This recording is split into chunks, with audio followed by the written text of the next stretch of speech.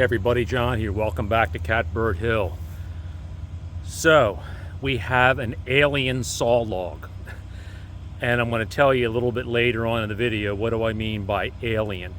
But when you first look at this log, you have to admit, this thing looks like it came from some other planet. And it is a big boy. We've got at the far end here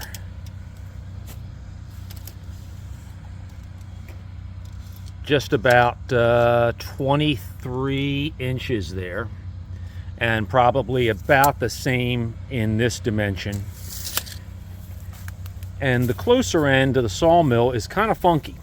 This is where the tree began to branch a little bit. You can see we've got sort of a modified Y there, another branch that came off there. So very, very odd looking tree, particularly this, I like to call this the shoulder, or maybe it looks like an elbow. But you can see that it's this very unusually angled and curved branch that came off of the tree, almost to some extent like it grafted back onto the main trunk. This being the main trunk here. So we've got a problem right away, and you will see the problem here shortly. I'm going to advance the saw head down to about where I want to do my first cut, and you can kind of see what's happening there. We do not have, I'm going to be right behind the blade guide here. You can see we really don't have the clearance we need down in this area here. So I'm going to have to trim the the beloved shoulder elbow off. I'm probably just eyeballing it. I'm probably going to have to take this off somewhere around here, basically right at the juncture to the trunk. I don't think anything would be usable there anyway. That kind of material usually breaks off or fractures off when it's drying and moving. But we've got a mess on our hands as well, just with the bark. I'm going to do my usual ice scraper technique to take a lot of this loose bark off so I can get a little more life out of this blade. This is the continuing to use the Silvertip Turbo 7 blades from Joe Main down in Georgia, and I'll put a link to his information in the description in the video today. But let's start cleaning this up and getting it ready for sawing.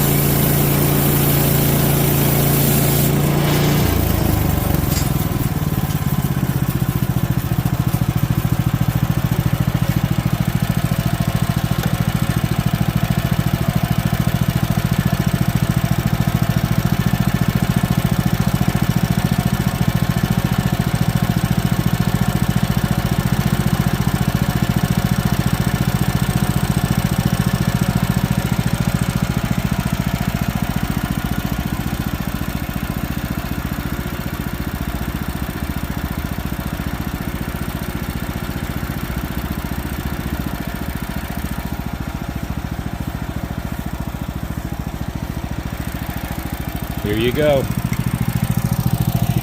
There's that spalting again. That's really a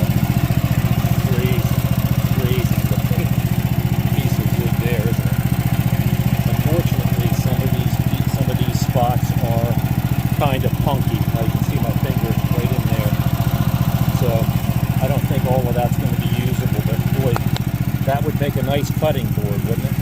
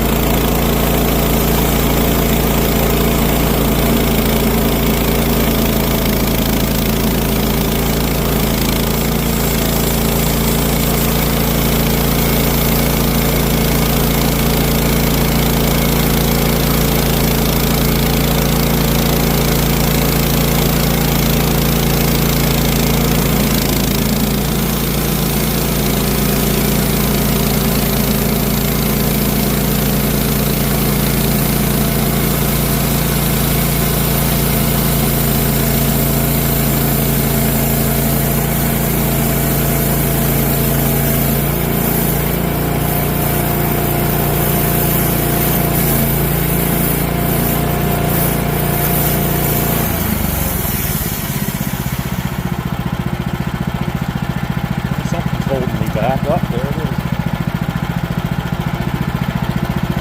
Piece fell off and blocking the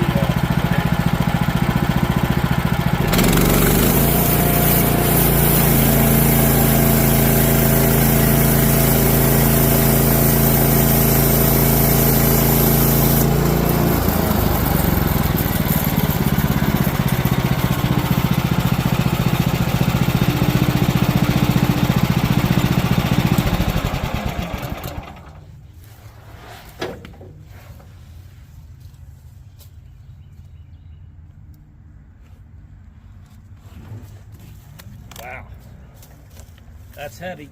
Ugh.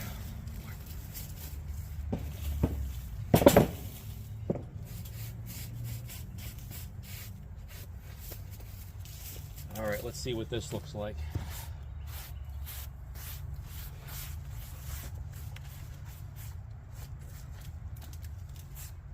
Oh my.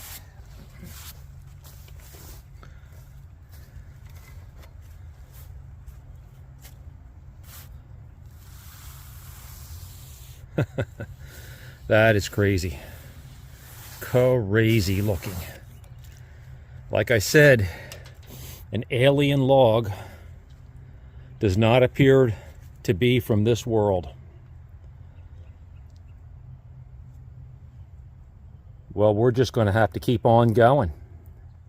So one of the things that's really cool so far is just the busyness that's going on kind of in this wide middle section of the log. Just absolutely crazy stuff. These circles here look like knots. To me, it looks like what might have happened at some time is there were some branches that somehow, as they were growing, maybe smaller branches growing up through the center crown of the tree, they somehow got enclosed in the trunk wood as the tree was growing, to create this really just bizarre pattern here. This ray, I don't know if you can see this. We'll throw some water on a piece shortly, but these rays here almost looks like a jellyfish. Amazing. The other thing that's really cool is this is the first full slab I took off. Check out this kind of grayish, silvery bark. That's the outer layer of the trunk. The bark's been removed, but I really think, this piece may not be super usable because there's some punkiness down there, but this silvery contrast to the whiteness and the light color of the center wood is really very cool. I think I like alien trees.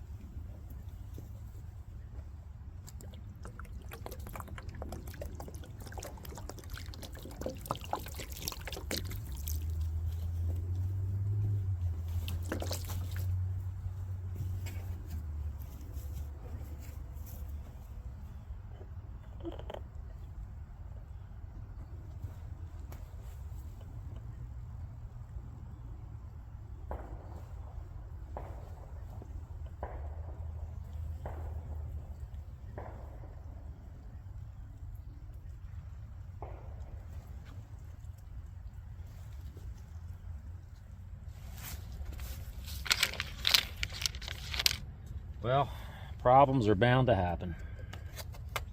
Whoop, that's not, I want to get that. Get a couple in here.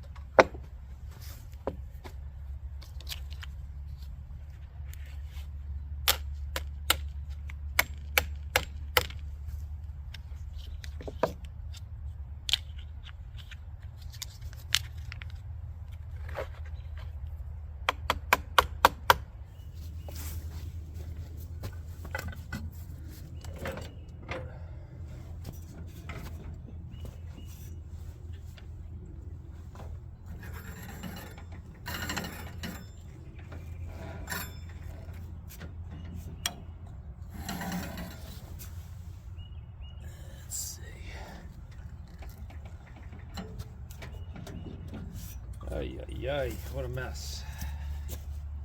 What a mess.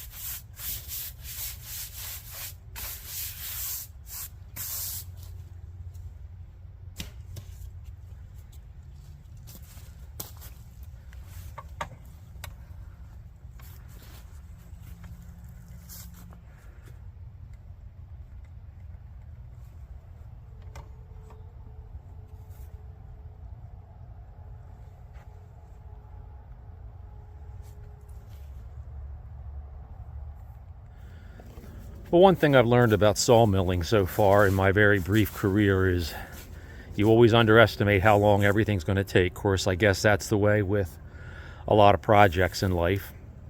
So this is the end of the log. What happened, you saw there just previously, the blade got bound in the cut, and what had actually occurred is that if you can sort of picture the log, it was perfectly level. A couple of the clamps dropped off with vibration, and the log actually turned like this. It sort of canted probably 3 or 4 degrees to the left, and that actually bound the blade up.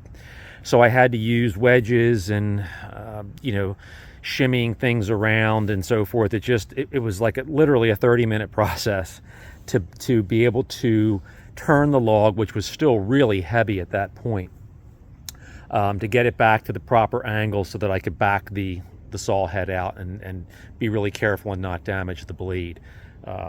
So this has been absolutely amazing. So what you're seeing here, what I did is once I backed the blade out, I realized that the log as it was positioned with the uncut end down here was very unstable. So I flipped it over to the cut side down on the bunks. That was nice and level, nice and straight.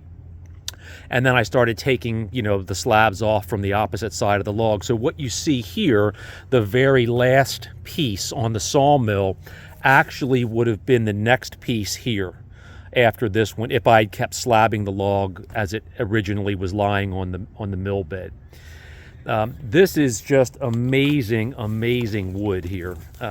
We've got probably, there's a nice 21 inches, 24 inches there. I cut these last two slabs 1.5 inches thick. This was really interesting. This was a little bit of a surprise. Just a little bit of a hole literally in the middle of the log. I have no idea what's going on with that. But the grain continues to be absolutely stellar. And this is really cool. This was kind of that, that bottom half of the log as I was working my way down. Some really crazy looking stuff there. I can imagine how this would look as a bar top. With nice coats of varnish on it to bring out that grain even more. That was the piece that we wet to show you the grain. It's drying slowly, but you can still see that almost rusty red color right through the middle. So let me reveal the identity of the alien log. Well, there's probably only about 1,000 pounds worth of weight on here. My body's not going to push the tractor over.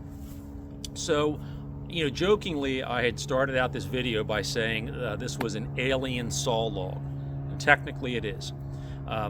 This is a non-native maple tree that was very heavily planted over a lot of the East Coast back in the 60s and 70s. And it's called a Norway maple. I'll put a link to the botanical information about that tree in the description below.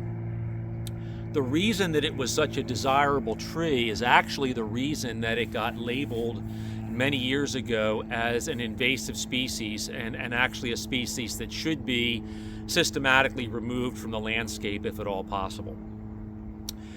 The tree was planted originally in landscape design because it provided an incredibly dense shade cover. I mean, if you stood underneath of one of these trees in their maturity, you could not see daylight. It was almost black above you.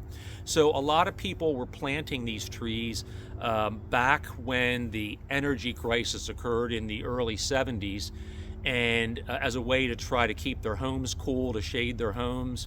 The color of the leaves was a real dark, almost like a murky green. Attractive looking foliage, but very quickly people in the landscape industry and the nursery industry were beginning to notice that the tree seeded in everywhere. The seeds from this Norway maple could probably germinate on concrete.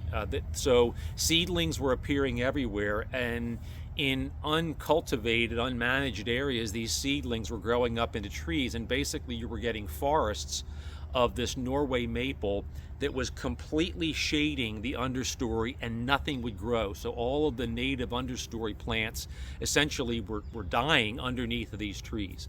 So this was a tree that I found on the property when we moved in here 20 years ago. It had been planted in a really nice location. I could see why the previous owners chose to plant it there. But it was creating seedlings everywhere. I had a number of colleagues in the landscape and nursery industry tell me, you got to get that thing out of there. And so I did. I cut it down a few years ago.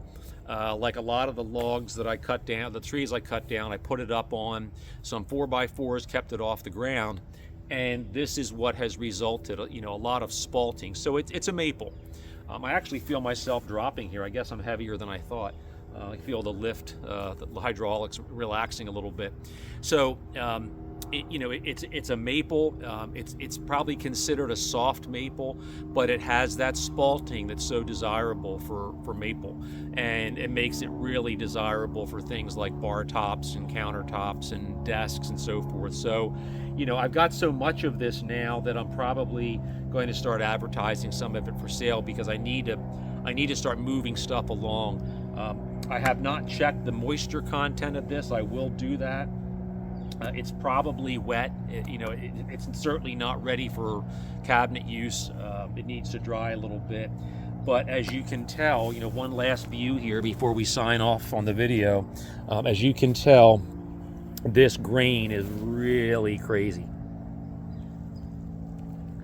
So a lot of work today. that was a lot of heavy moving and pushing and hauling and hossing, but well worth it to be able to harvest this stuff out. Thanks again for watching. We will be back on Catbird Hill here very shortly. We've got some rain coming up for a couple of days, so it's going to be indoor work. But as soon as the sun comes out, I'll be back here again, probably making some firewood. Until next time, John here from Catbird Hill. Take care.